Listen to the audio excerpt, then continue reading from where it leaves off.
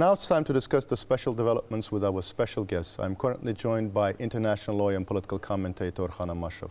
Hey, welcome Orhan, glad to see you again. Today I would like to discuss the Azerbaijan-Armenia peace negotiation process. You know, Pashinyan has been very indecisive again.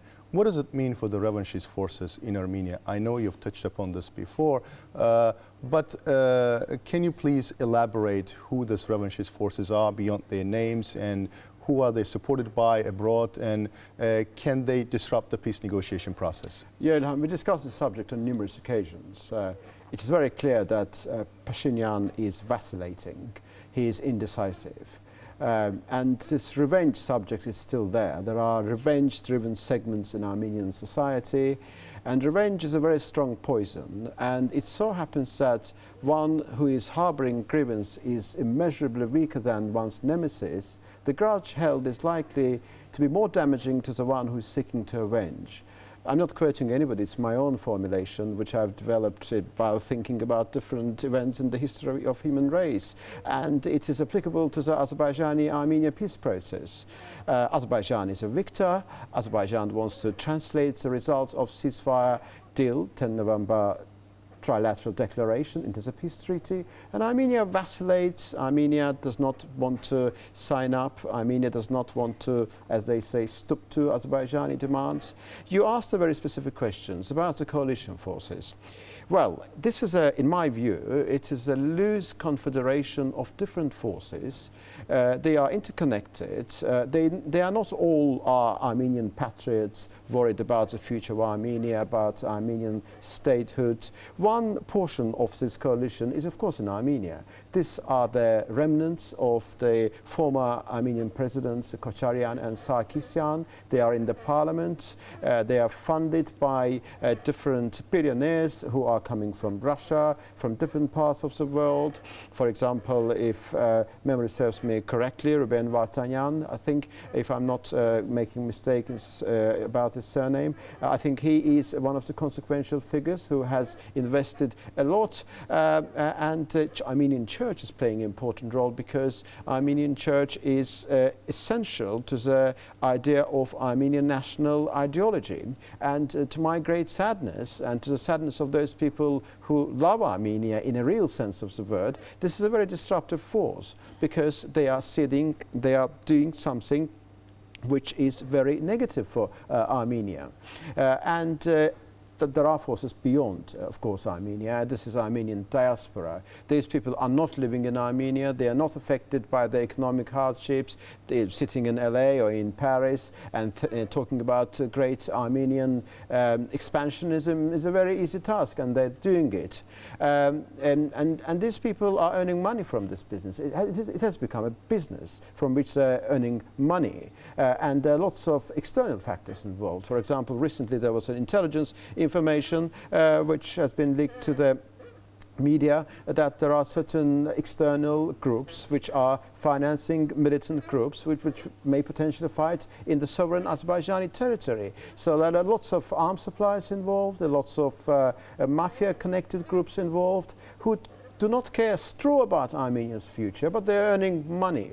So this confederation, this coalition is very loose. For example, Robert Cutler believes that certain elements within the Iranian military political infrastructure also involved. I can't comment on that, but he believes that they're also part of this coalition. So imagine this loose confederation of these people who want to reverse the consequence of the Second Karabakh War, and ultimately these people are very powerful. Had they not been powerful, they would not have affected the Armenian political process. Pashinyan is under huge pressure. I think sometimes he exaggerates the extent of the pressure in order to gain some time. For example, if you remember, before the second trilateral Brussels meeting in April, there was a demo in the center of Yerevan, and some people said that it was partly organized by Pashinyan supporters. So Pashinyan is a player. He's not a player of high caliber, but he knows something, he has learned something, and he's also playing his game. But his position is quite weak, his support is weak, and I think that his position is not consolidated enough for him to be able to pursue this line of peace. I hope I'm wrong, but I think that momentum has been slightly slackened, and we need something else to happen. And what else that could be? During the Second Karabakh War, all the wise people across the globe advising our president that peace is the only solution, the military solution is out of the question, OC Minsk Group is essential, and what happened? We know what happened.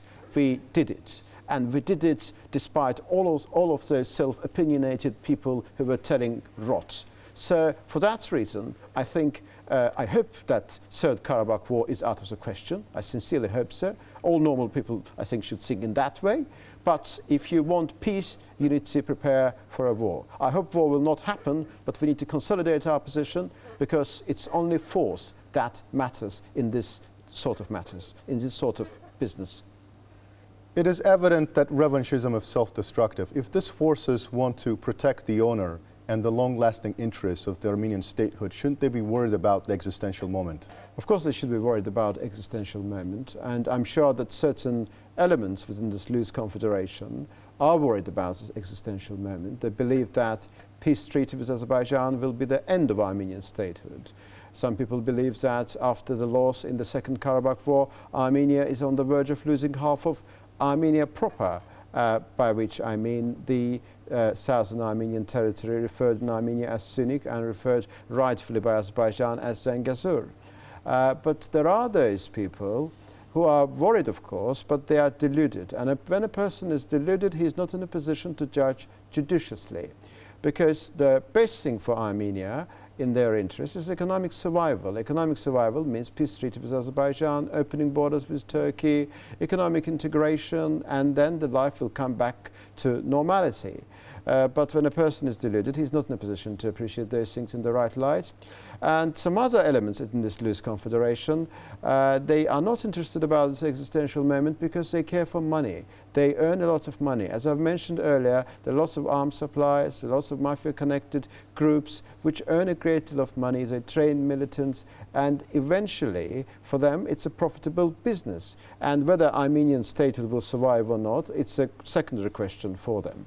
The one thing I want to add at the very end is that there are certain moments in the histories of nations when you have been told that it's over, you lost the battle, you lost the war, your resources are limited. For example, imagine Turkey after the First World War. The empire was lost, almost Anatolia, certain portions of it were lost, Istanbul was under occupation and so on. And some sensible, patriotic Turks were thinking that perhaps treaty with the Allies is the best thing to protect whatever is left of the Ottoman Empire in order to ensure the continuity of the Turkish statehood. They were not treacherous creatures, they were patriots in their own ways, of course, but they did misjudge, of course. Mustafa Kemal was on the right side of history. And somebody in today's Armenia may say that Pashinyan is a defeatist and he doesn't understand the sense of history and he doesn't understand that Armenia must fight on.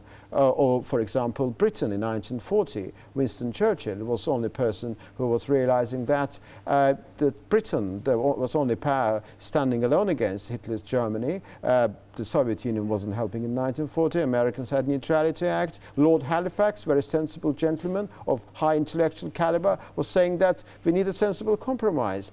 So some Armenians may say that, look here, it is our moment. It is our moment of showing that we will not be defeated, and therefore this peace treaty is defeated and we will not accept it. But Armenia's case is different, because both Britain during the Second World War and Turkey after the First World War, they were defending their own country. Turkey was defending its rightful possessions, and Britain back then, despite having an empire, during that struggle, was defending the island. So what I'm effectively trying to say, Armenia, under the pretext of protecting Karabakh, which does not belong to Armenia, is created an image of existential battle for itself, and it is completely wrong.